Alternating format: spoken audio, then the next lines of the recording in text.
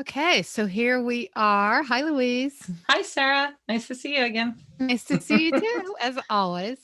Um, we're continuing our march through the primal wound, and we've gotten to part two of the book, chapter 5, part 2. But there's a Mhm. little like introduction into part 2, and it's called the manifestations, which is really like what how being adopted, how it manifests itself later in life. And right out the gate, I thought this little introduction, the little Yes. quote about the pain of adoption is something that can lie dormant most of one's life. If it erupts in childhood, adolescence, or early adulthood and is dismissed as neurotic behavior or normal rebellion, it can subside into numbness, Mhm. but it can stir malignantly in some adoptees all their lives, making them detached, floating, unable to love or trust. Adoption has got to be understood. That That's really like made me feel so glad that we're doing what we're doing, me that too. this, Adoption must be understood. I sat yes. I sat in my husband's office today before our podcast telling him all about chapter 5 and he's like, "Wow, I've never seen you." I'm like, "It's really hitting me how even in the best of circumstances there's things that need to be understood about adoption Yes. and how society really doesn't want to talk about them. Maybe I more think now, but not." it's weirdly uncomfortable. I was Mhm. talking to a friend of mine, and she has two adopted friends, and one of them, like, who are in her close circle, and one of them found her birth family, and it wasn't an ideal situation, but so she was like, and she was really lucky to have been adopted. And I think that again is that prevailing, Mhm. and sure, this is true for uh, I mean, there are bad circumstances in biological families, but that's just the assumption, Yeah, that the assumption is, and oftentimes we get into that in this chapter. It is, you are very lucky to be I'm lucky, lucky to have my family, but you still have things that come up, which we'll delve into in this chapter, yes, chapter 5. yes. What else did I highlight? A couple of things really related to. Just it's every page is something. Yes. But this is, it talks a lot about relationships. And, when one gets beneath the surface of the relationship problem, one can find some common themes, symptoms of depression and anxiety, which reflect a sense of loss and basic mistrust, and in which in turn results in emotional problems. All of these symptoms interfere with healthy relationships, and all can be traced back to the primal wound and the many ways in which it may have been exacerbated in the adoptive relationship by parents unaware of the original trauma. Yes. Well, they are unaware, and that actually was sort of. I know we're going to get to it in the chapter, but that part about where they say, the mother doesn't really even want to go there in her mind. I mean, I Mm-hmm. know I'd feel that way. This is your baby. You love your baby, and especially back when you and I were adopted in the 60s or the 50s or 70s, even earlier. No one, they just hand you the baby, and a mother's love handles all, right? I mean, Right.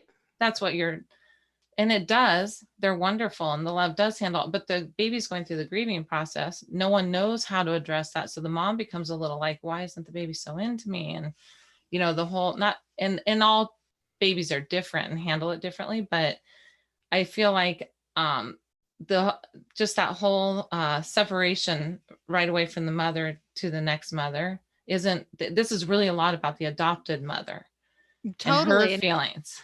Yeah. what what what was so interesting to me was it further in chapter 5 when it talks about how the adoptee looks at the adopted mother and thinks of her, oh well, she could leave, Yes. too. she's Yes. she's a potential abandoner.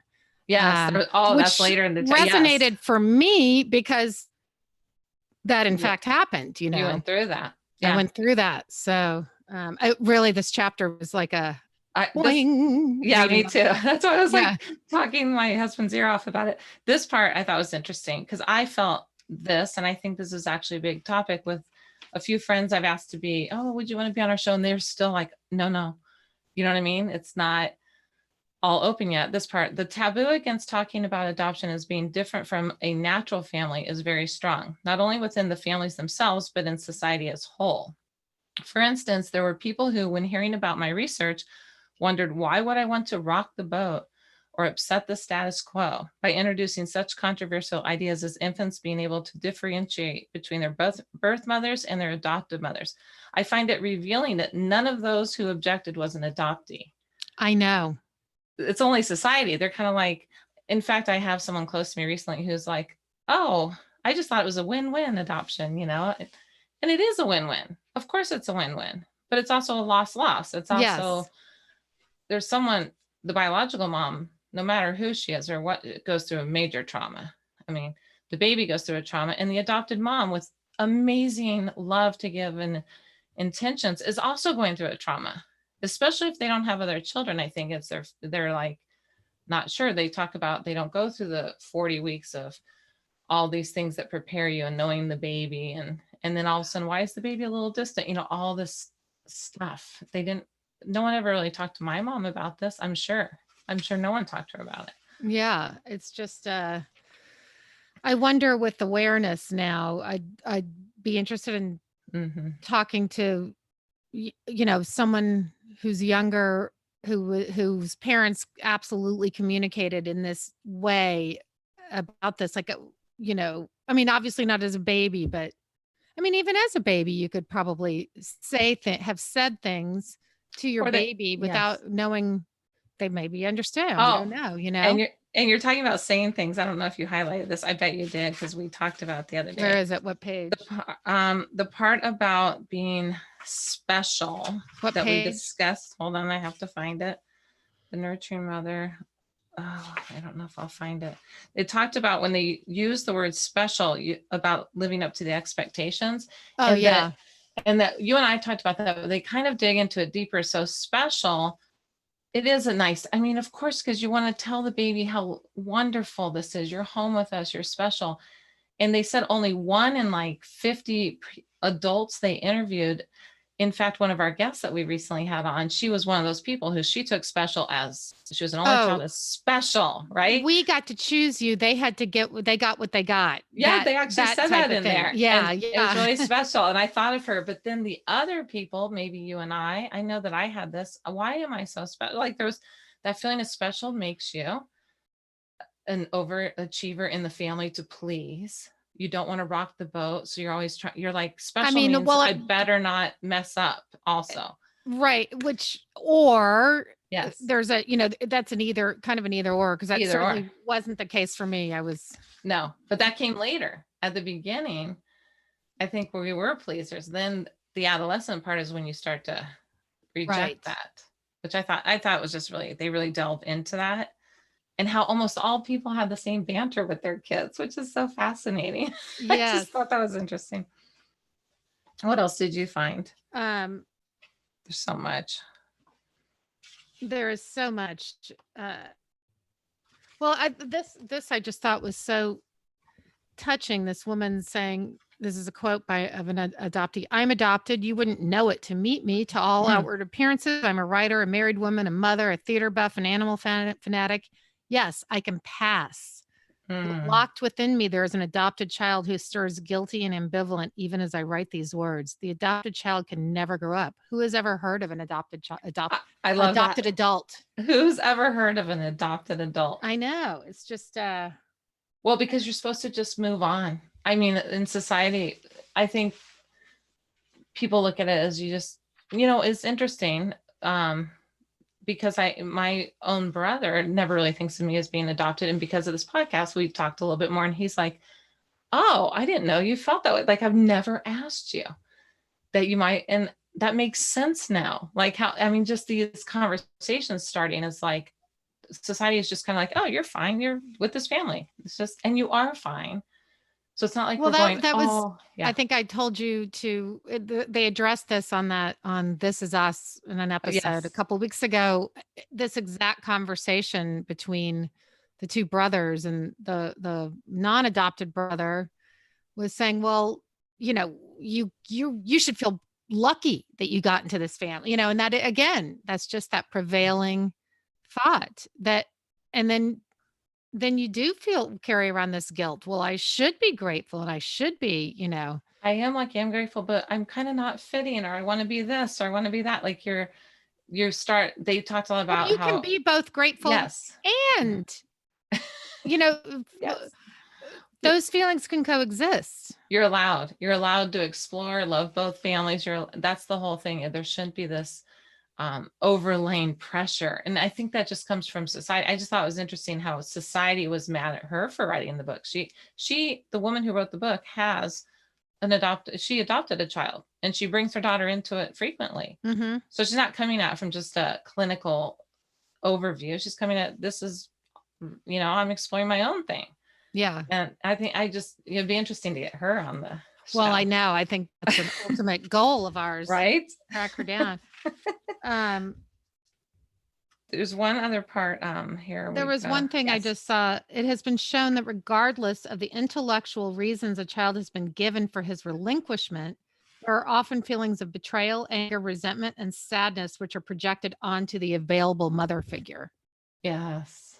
Oh, yeah. Oh, and with the whole projection on the mother figure, I thought it was interesting how they said most children that are adopted have an easier time with their dads, regardless if they're close to their dads. Right. So their dads may not be the most, like some dads, my dad was so nurturing, loving. We were very close. So you think, oh, that's father-daughter.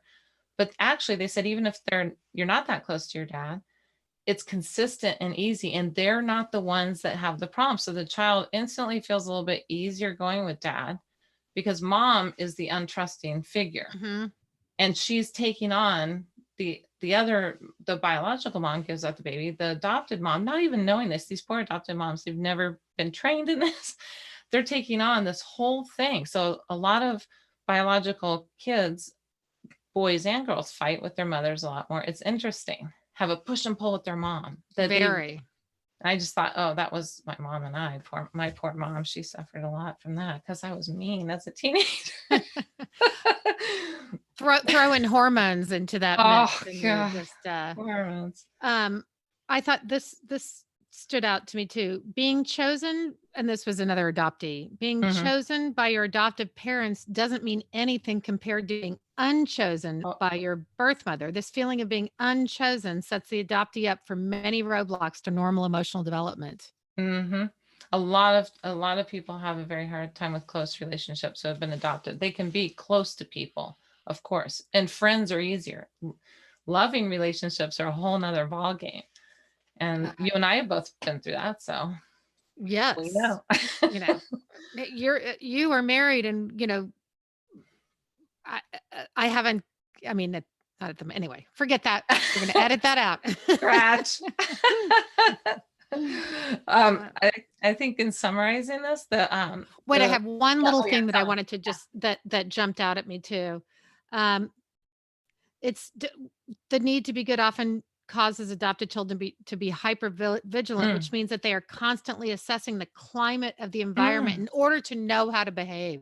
Yes. Okay. So this is what I was going on and on in the office with my husband, and he's like staring at me because he's working, and I'm like, oh my gosh, ding, ding, ding. This thing went off in my head that I am and you're like this too. We're both like this huge observer of the room. Like, yes, I can read a room. And by the way, I started thinking all my friends who are adopted, I won't name them, they can read a room too.